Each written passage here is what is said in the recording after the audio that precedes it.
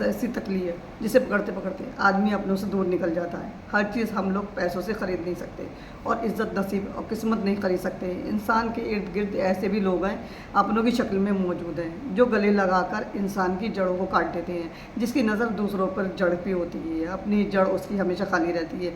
اگر آپ ان باتوں کو مانتے ہیں تو اللہ حافظ۔ ایک لڑکا باپ کے انتقال کے بعد اپنی ماں کو کولڈ ہاؤس چھوڑ آیا اور کبھی کبھی اس سے ملنے چلا جاتا تھا۔ ایک دن بیٹے کو ہاؤس سے فون آیا کہ تمہاری ماں کا آخری وقت ہے، فوراً یہاں پر پہنچو۔ بیٹے نے ماں کے پاس جا کر دیکھا کہ ماں کی طبیعت بہت خراب تھی۔ بیٹے نے ماں سے پوچھا کہ ماں بولو ماں، میں آپ کے لیے کیا کر سکتا ہوں؟ ماں نے کہا بیٹا کولڈ ہاؤس میں پنکھا لگوا لینا اور ایک فریج بھی رکھوا دینا تاکہ یہاں کے لوگوں کا کھانا خراب نہ ہوئے، وہ اس لیے کہ یہاں مجھے کئی بار بنا کھائے سونا پڑا۔ بیٹے نے ماں سے کہا آپ دنیا سے جا رہی ہیں اور مجھے سید درخواست کر رہی ہیں، پہلے مجھ سے شکایت نہیں کی۔ ماں نے جواب دیا ہاں میرے بیٹے، کہ میں نے تو یہاں پر گرمی سردی بھوک پیاس سب برداشت کی ہے، اور مجھے ڈر ہے جب تیرے بچے بڑھاپے میں تجھے یہاں پر چھوڑ جائیں گے تو تجھے یہ تکلیف ہوئے گی اور تو یہ سب نہیں سہ پاؤ گے، کیونکہ میں نے تجھے بہت پیار اور لاڑ سے پالا تھا۔ بس اتنا کہتے ہوئے ماں کی سانسیں رک گئیں اور پھر بیٹے کی آنکھوں میں آنسو آ گئے اور ہاتھ میں ماں کا ہاتھ۔ اس ویڈیو کو زیادہ سے زیادہ شیئر کریں۔ اللہ حافظ۔ آپ سرجن ڈاکٹر سے آپریشن کرا لیں بغیر اس کی ڈگری چیک کیے۔ آپ ہوٹل میں کھانا دیکھ کر کھاتے ہیں جبکہ آپ کھانا بنانے والے کو جانتے نہیں۔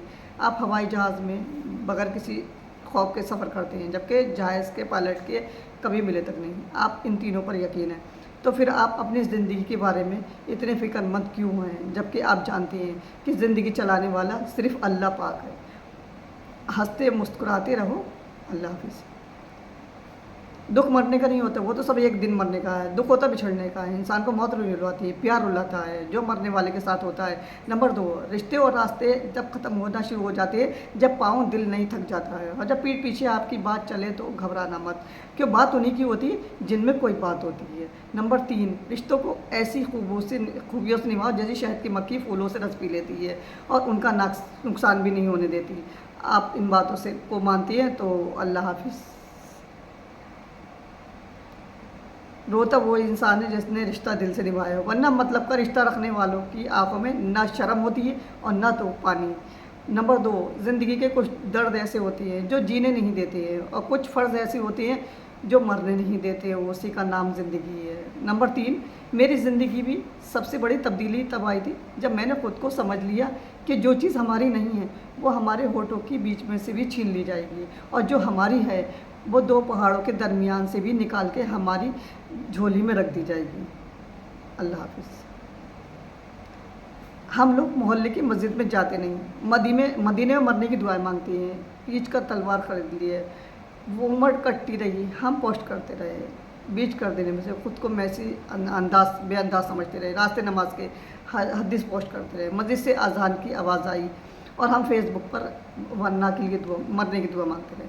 دل کا زخم کبھی دکھایا نہیں جاتا، غم کا قصہ ہر بار فسانہ سنایا نہیں جاتا، جو میرے چہرے کو جی بھر کے دیکھ لے کیونکہ بار بار کفن ہٹایا نہیں جاتا۔ اللہ حافظ۔ ڈیلیٹ جتنی جلدی سے ہو، ڈاؤن لوڈ اتنی تیزی سے نہیں ہوتا، کیوں بنانے میں دیر لگتی ہے، بگاڑنے میں نہیں۔ پھر وہ چاہے رشتے ہوں چاہے کچھ بھی۔ ہم بچپن سے یہی سوچتے آئے کہ داڑھی رکھنا سنت ہے، لیکن ہم نے کبھی کسی کو یہ کہتے نہیں سنا کہ سچ بولنا بھی سنت ہے۔